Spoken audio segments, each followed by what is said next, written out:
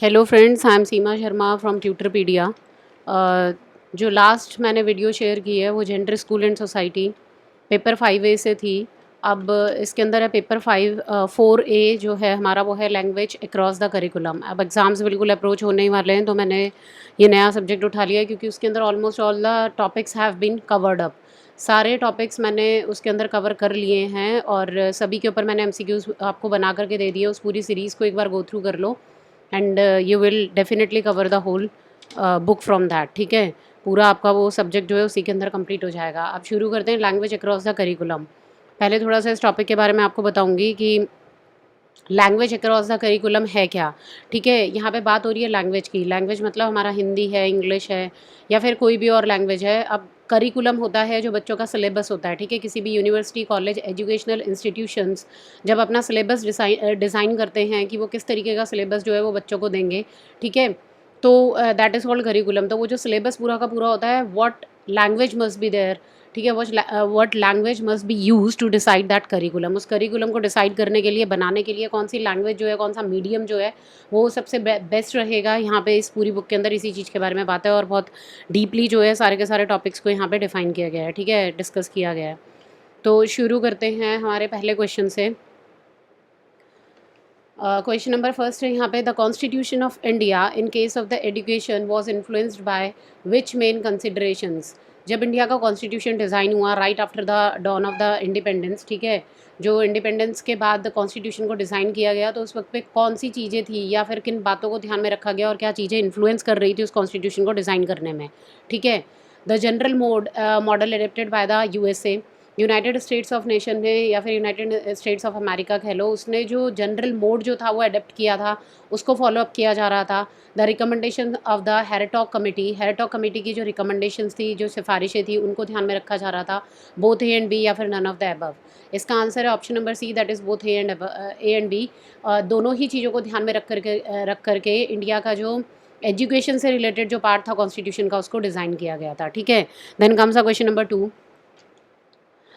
In which article of the Constitution it is stated that provision of the universal joint responsibility of the center and the state? Provision of the universal joint, sorry friends, यहाँ पे एक मेरी typing mistake हो गई है। Universal joint के बाद free and compulsory education है। यूनिवर्सल जॉइंट के बाद है यहाँ पे फ्री एंड कंपलसरी एजुकेशन। ठीक है, वो टाइप करने में प्रॉब्लम हो गई थोड़ी सी। तो ये कह रहा है यहाँ पे कि कौन सा आर्टिकल है कॉन्स्टिट्यूशन का जो कि स्टेट करता है दैट कि universal free and compulsory education जो है वो एक जॉइंट रिस्पॉन्सिबिलिटी है सेंट्रल एंड स्टेट की। ये सेंटर और स्टेट क्या है? Central government and the state government. हमारी जो 3 टायर गवर्नमेंट होती है, इसके बारे में आप लोगों ने पहले भी सुना होगा कि सेंट्रल गवर्नमेंट होती है, देन स्टेट गवर्नमेंट होती है और फिर लोकल गवर्नमेंट होती है। तो जो सेंट्रल लेवल पे है और जो स्टेट लेवल पे है, दोनों ही गवर्नमेंट्स की जो है ये जॉइंट रिस्पॉन्सिबिलिटी होती है। ऐसा कौन से आर्टिकल के अंदर लिखा गया है कि free and education, compulsory education जो है वो दोनों की joint responsibility? It is written in article number 30, article number 45, article number 25 या फिर article number 17। It is written in option number B, that is article number 45। इसके अंदर लिखा गया है कि जो यूनिवर्सल जॉइंट फ्री एजुकेशन और कंपलसरी एजुकेशन है, it is a joint responsibility of both the central and the state government. Okay, then comes the question number 3। Article question number 3 is article 30 of Indian constitution relates to. Article 30 जो है वो हमारे Indian constitution का, वो किस चीज़ के बारे में बात कर रहा है? ये बहुत इंपॉर्टेंट क्वेश्चन हैं। ये आर्टिकल्स ऑफ कॉन्स्टिट्यूशन से रिलेटेड आपको 1-2 क्वेश्चन तो फाइनल एग्जाम में देखने को मिलेगा ही मिलेगा। ठीक है, तो आर्टिकल 30 जो है इंडियन कॉन्स्टिट्यूशन का, वो बात करता है फ्री एंड कंपलसरी एजुकेशन के बारे में। ठीक है, फ्री एंड कंपलसरी एजुकेशन की बात हो रही है। Education for the weaker section, जो वीकर सेक्शंस होते हैं हमारी सोसाइटी के, ठीक है, उनकी बात हो रही है। या फिर एजुकेशन ऑफ द माइनॉरिटीज़ या फिर एजुकेशन ऑफ माइनॉरिटीज़ पता है ना कौन से सेक्शंस होते हैं जो बहुत, एक मेजॉरिटी होता है और एक माइनॉरिटी होता है। माइनॉरिटी मींस लाइक जैसे कि मुस्लिम्स हैं, वो माइनॉरिटीज़ के अंदर काउंट होते हैं। ठीक है, और बहुत सारे और भी जातियाँ हैं ऐसी जो कि माइनॉरिटीज़ के अंदर काउंट होती है, या फिर नन ऑफ द अबव, या फिर इनमें से कोई भी नहीं। तो इंडिया के अंदर आर्टिकल नंबर 30 जो है, it always talks about, it has completely given the details about the education of the minorities. ठीक है, इसने एजुकेशन ऑफ माइनॉरिटीज़ की ही बात की है। Then comes a question number 4। Article 29 का जो फर्स्ट पार्ट है दैट स्टेट्स, वो क्या स्टेट करता है, क्या बताता है वो, to provide the education to all, सभी के लिए, जिसे हम सर्व शिक्षा अभियान भी कहते हैं, ठीक है, वो सभी के लिए एजुकेशन की बात करता है। To provide the free and the compulsory education, free और कंपलसरी एजुकेशन जो है उसे वो इंपॉर्टेंट कर दिया गया है, मैंडेटरी है, ठीक है, कंपलसरी है। To safeguard the language, language को प्रोटेक्ट करना, या फिर नन ऑफ द अबव, या फिर इनमें से कोई भी नहीं। ये ऑप्शन नंबर सी इसका सही आंसर है। लैंग्वेज को सेफ गार्ड करना, प्रोटेक्ट करना जो है वो आर्टिकल 29 के फर्स्ट पार्ट के अंदर स्टेट किया गया, बताया गया है, ठीक है। Then comes the question number fifth, what is the main aim और the status of teaching English in India. India के अंदर इंग्लिश जो है वो, अभी आप लोगों ने देखा होगा कि हिंदी तो है ही है, बट अलॉन्ग विद दैट हम लोग जितने भी हमारे सब्जेक्ट्स हैं, हायर एजुकेशन है, स्कूलिंग है, या फिर हमें कोई अगर हाईएस्ट डिग्री अचीव करनी है, देन पूरे के पूरे इंडिया के अंदर देखने को मिलेगा आपको कि इंग्लिश के ही अंदर मीडियम है जिसके थ्रू पढ़ाया जाता है, ठीक है। Yes, Hindi is also there, लेकिन इंग्लिश के बिना जो है वो काम नहीं चलता, ठीक है। तो ये जो मेन एम है इंग्लिश को पढ़ाने का, जो स्टेटस है इंडिया के अंदर इंग्लिश टीच करने का, वो क्या है। To provide the bookworms, ठीक है, बच्चों को किताबी कीड़ा बनाना चाहते हैं। To make the linguistic robots, linguistic robots means language से रिलेटेड, एक लैंग्वेज के रोबोट तैयार करना चाहते हैं इंग्लिश पढ़ा करके। To master oneself for the success in contemporary world, जो भी स्टूडेंट इस चीज़ को फॉलो कर रहा है, इंग्लिश लैंग्वेज को फॉलो अप करते हैं, तो उससे वो लोग मास्टर हो जाएंगे, अपनी सक्सेस को बहुत इजीली अचीव कर पाएंगे इन the contemporary world. Contemporary world है समकालीन वो दुनिया जो है, मतलब जो आज की डेट में प्रेजेंट टाइम में क्या सिनेरियो चल रहा है, that is contemporary world, right. या फिर नन ऑफ द अबव, या फिर इनमें से कोई भी नहीं। Option number C is right, to master oneself for the success in the contemporary world, because English is a global language. English जो है वो एक ग्लोबल लैंग्वेज है, ठीक है ना, सभी जगह पे बोली जाती है, और ऑफिशियल जितने भी काम होते हैं इंडिया के, it is also done in English language, ठीक है। तो अगर हम इंग्लिश के अंदर अपने आप को कॉन्फिडेंट फील करते हैं, या फिर if you are effectively communicating in the English, then definitely we can easily find the success in any field, ठीक है ना। तो वो लैंग्वेज जो है वो एक ग्लोबल लैंग्वेज है, बट ऑब्वियस है कि वो हमें हेल्प करेगा ही करेगा। Then comes a question number six, listening speaking reading and writing, LSRW, ठीक है, शॉर्ट फॉर्म में ये इसकी, आर द फोर, ये क्या हैं चार लर्निंग पैटर्न्स हैं ये। फिर यहाँ पर option number B skills of the language है, ये टीचिंग के स्टाइल है, या फिर नन ऑफ द अबव, या इनमें से कोई भी नहीं है, ठीक है। ये है option number B, that is the skills of the language, ये लैंग्वेज के स्किल्स हैं, ठीक है। हम इस टॉपिक के अंदर लैंग्वेज की बात कर रहे हैं, और ये लैंग्वेज के चारों स्किल्स हैं, ठीक है। लिसनिंग यानी ध्यान से सुनना, फिर स्पीक, फिर उसके बाद बोलना, then read and then write, ठीक है ना, उसके बाद रीडिंग करना एंड देन राइटिंग, ये चार कंपोनेंट्स हैं, इनके बिना लैंग्वेज जो है वो अधूरी है, ठीक है। Then come the question number seventh, planning researching and organizing the ideas and the information are the part of which process. Planning करना, फिर उसके ऊपर रिसर्च वर्क करना, अपने आइडियाज़ को बेहतर तरीके से ऑर्गेनाइज करना, ठीक है, और इन्फॉर्मेशन को कलेक्ट करना, जॉट डाउन करना, and are the part of which process, ये सारे किसके किसके पार्ट हैं, पोस्ट लिसनिंग के, पोस्ट रीडिंग के, स्पीकिंग प्रोसेस के, या फिर राइटिंग स्ट्रैटेजीज़ के, ठीक है।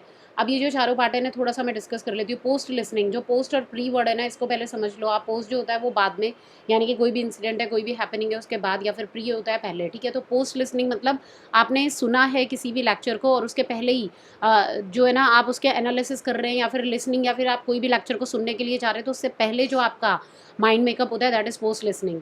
फिर उसके बाद आता है पोस्ट रीडिंग, ठीक है, पढ़ने से पहले आपने चैप्टर का सिर्फ नाम पढ़ लिया, एंड यू नो कि आप इसको गो थ्रू करने वाले हैं, तो पहले एक माइंड मेकअप, एक इमेजिनरी जो हमारे अंदर दिमाग में बन जाता है कि इसमें ये चीज़ होगी related, right. And then C part is the speaking process, ये स्पीकिंग प्रोसेस का पार्ट है, या फिर राइटिंग स्ट्रेटजीज, या फिर ये लिखने के तरीके हैं। प्लानिंग करना, बहुत सारा रिसर्च वर्क करना, आइडियाज़ और इन्फॉर्मेशन को ऑर्गेनाइज करना, ये सब हमारा स्पीकिंग प्रोसेस का पार्ट है, ठीक है। That is option number C, ठीक है। आपके जो स्पीकिंग स्किल्स हैं उसी के अंदर आता है ये। Then come the question number 8, during the listening process which of the following work is done.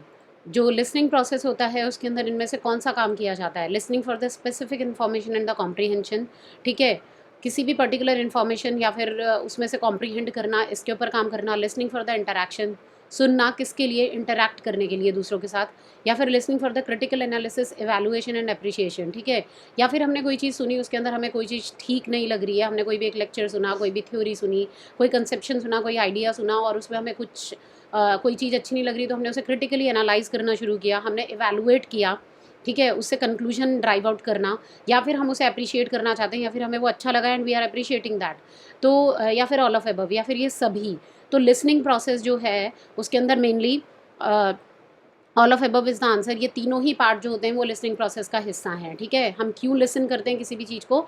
Specific information को गैदर करने के लिए, उसको कॉम्प्रीहेंड करने के लिए, एनालाइज करने के लिए, दूसरों के साथ इंटरैक्ट करने के लिए, उसका इवैल्यूएशन करने के लिए और फाइनली एप्रिशिएशन करने के लिए। Yes, it was a good one. Okay, then come the question number 9th। Answering the questions, reviewing the notes, using the information to draw the conclusions, strategies of the language skill are the strategies of the language skill। ये सारी की सारी जो हैं ये या फिर summary etcetera जो भी हम ड्रॉ करते हैं, ठीक है, ये सब लैंग्वेज स्किल के कौन से पोर्शन के अंदर फॉल करती है, ठीक है। प्री रीडिंग, रीड करने से पहले माइंड मेकअप को करना, पोस्ट लिसनिंग, ठीक है, या फिर लिसनिंग के बाद जो हम एनालिसिस करते हैं वो, या फिर पोस्ट रीडिंग, या फिर रीड कर लेने के बाद जो हमारे पास ऑप्शन आता है वो, या फिर नन ऑफ द अबव, ठीक है। क्वेश्चंस का आंसर करना, सारे नोट्स को रिव्यू कर रहे हैं हम, ठीक है, और अपना इन्फॉर्मेशन जो है उसको यूज़ कर रहे हैं, यूटिलाइज़ कर रहे हैं टू ड्रॉ द मैप और द जो भी हमारा फ्लो चार्ट है, कंक्लूजन हम जो भी बनाना चाह रहे हैं, या फिर जो भी हम स्ट्रैटेजीज़ बनाते हैं, प्लान वर्क कर रहे हैं, ठीक है, ये सब किसका पार्ट है? ये पोस्ट लिसनिंग का पार्ट है। That is option number B, ठीक है। यानी कि लिसनिंग के बाद जो हमने कोई एक लेक्चर सुना, थ्योरी सुनी, और उसके बाद जो हम सारे के सारे प्रोसेस जो उसके अंदर इन्वॉल्व होते हैं वो ये सारे के सारे स्टेप्स हैं। Then comes a question number 10 in the last one. Drafting, revising, ठीक है, ड्राफ्ट करना, रिवाइज करना और प्रूफ रीडिंग करना, एडिटिंग करना एंड प्रेजेंटिंग, ये सारी चीज़ें किस चीज़ का पार्ट है? ठीक है, ड्राफ्ट करना किसी भी आप कह सकते हैं एक लेसन प्लान को ड्राफ्ट कर रहे हैं, ठीक है, उसके बाद उसे रिवाइज करना, प्रूफ रीडिंग करना, if there are any errors उनको करेक्ट करना, फिर उसकी एडिटिंग करना और उसको प्रेजेंट करना दूसरों के सामने, ये सब किस चीज़ का पार्ट है? रीडिंग द स्ट्रैटेजीज़ को पढ़ना, लिसनिंग प्रोसेस का काम है ये, writing and presenting the strategies को लिखना और how you are going to present it, ठीक है, प्रेजेंटेशन कैसे करने वाले हैं वो, या फिर स्पीकिंग प्रोसेस, या फिर ये बोलने का हिस्सा है। ये सारा कुछ बिल्कुल जैसा कि हम पढ़ रहे हैं और उसी से पता चल रहा है ना, ऑप्शन नंबर सी है। राइटिंग एंड प्रेजेंटिंग स्ट्रैटेजीज़ के अंदर आता है कि आप ड्राफ्टिंग करते हैं, फिर उसको रिवाइज करते हैं, फिर उसकी प्रूफ रीडिंग करते हैं, फिर एडिटिंग करते हैं, and then once again you present the right form of that, ठीक है, बिल्कुल जो सही पोर्शन होता है उसका उसको आप प्रेजेंट करते हैं। तो ये सारे के सारे पार्ट है राइटिंग एंड प्रेजेंटिंग स्ट्रैटेजीज़ के। सो फ्रेंड्स, ये थे 10 क्वेश्चंस मैंने आपके साथ डिस्कस करे हैं, ठीक है, from the paper number 4A, language across the curriculum, and soon I am coming with another video. और दोबारा से मैं इसके ऊपर टॉपिक, अभी ये बहुत बड़ा सब्जेक्ट है, जितने मेरे से क्वेश्चंस बन पाएंगे I will make it for all of you, ठीक है, to help out, and please share it with the needy ones, as it is said that sharing is caring. तो प्लीज़ शेयर कीजिए जितना ज़्यादा हो सके, and like, share and subscribe, and yes for sure if you are having any doubts, अगर कोई दिक्कत है, कोई किसी भी टॉपिक के अंदर आपको प्रॉब्लम हो रही है, तो आप मेरे से कमेंट सेक्शन में पूछिए, and I will definitely try to make the video on the same. Okay.